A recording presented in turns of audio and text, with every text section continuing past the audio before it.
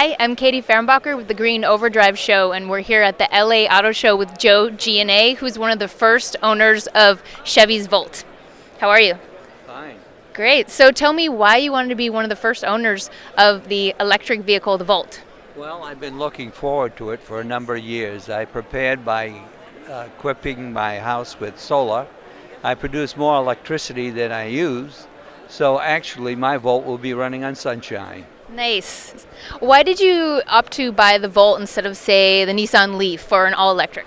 Well, I looked at the Nissan Leaf, and I actually drove the Nissan Leaf also. But I don't think the infrastructure is there for the Leaf yet. So you agree, with GM that you needed that extra hybrid kick so you can take long trips? I'm not willing to sit on the side of the road yet. Okay. I'm here with Lane Rezek, who's an engineer with GM's Volt's powertrain division. Yes. That's Great. And he just got here from Detroit. He went on a road trip with the Volt with a bunch of his GM buddies.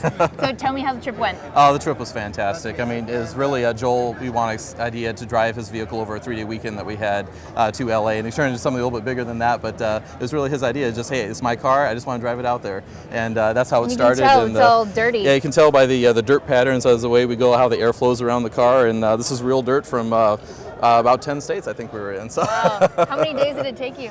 We did it in about 4.5 days, stopping along the way to visit with dealers and a few media folks, and Joel had a few meetings along the way, so it worked out very well. We got work done. Yep. And then you charged every night? We did. At the hotels every night. It's great. If you just find a regular 110 outlet, like for example, they might have Christmas lights or something on display outside, you usually find an outlet you can plug into, and that's what we did.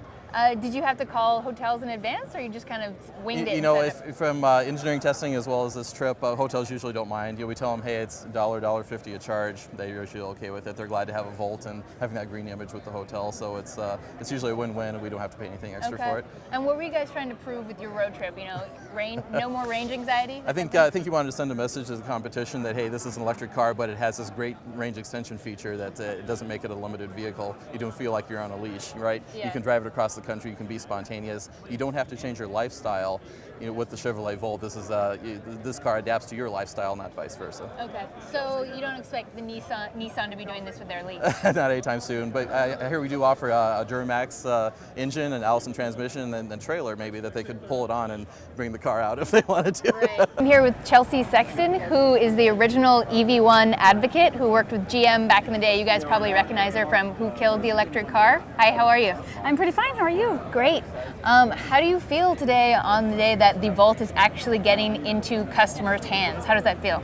I'm really, really excited. And in fact, I've had one in my own garage for about a week, and it's a really good car. We've had a lot of fun. And so you're a customer, you bought one? I'm a customer as part of the advisory program. So there are 16 of us in the country who have them for 3 months to use as personal vehicles and give GM real world feedback. Okay. And so I have had mine for a week. A bunch of us picked ours up last week, and It's been a blast. Tell me about it. I've driven it before, so I had an idea of what to expect, but I wasn't sure how it would work real world. So far, my lowest range has been 40 miles. My highest has been 58. I mean, it solidly hits the numbers that they claimed. And then I've driven about 400 miles and used about 1.5 gallons of gas. Wow, so okay. That's hard not to get excited about. Yeah, so you think GM's doing a good job this time around? I love the car. I think the car's a great thing. We're all curious to see how the marketing works and how they get behind it, and the actual owner experience. And the last generation didn't suffer for lack of good cars or sincerity. So to the extent there's concerns, it's on those sorts of things. And we'll see. I mean, it has to play out. But I think they're off to a good start. So you think in terms of outreach or marketing, that's going to be kind of the next hurdle if they really stand behind the car and invest as much as you guys want them to? Absolutely. It's getting behind the car, it's being comfortable talking about the car, both to mainstream consumers and to early adopters. It's a fine needle to thread to sell the merits of this car without trashing pure EVs, and a lot of sensitivities in the space, especially given GM's history. So those are the sorts of things that if there's going to be something to stumble over, that might be the case. Right. And you guys are working on a new movie right now. We're doing a new movie, Revenge of the Electric Car. It'll be out next spring. We're trying to get into Sundance, but we'll see. But we're following many of the efforts to bring electric cars back, including the Volt, but also Tesla and some of the other exciting little storylines that have emerged in our world lately.